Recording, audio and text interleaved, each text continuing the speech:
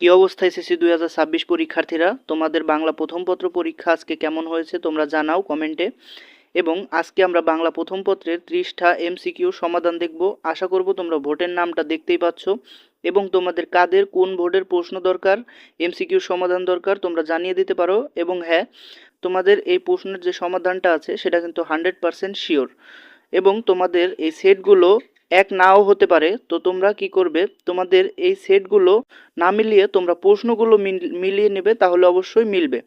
এবং তোমরা যারা গণিত নিয়ে চিন্তিত আছো, তোমরা চাইলে আমাদের কাছ থেকে গণিতের একটা ছোট সাজেশন আছে, সেটা চাইলে নিতে পারো।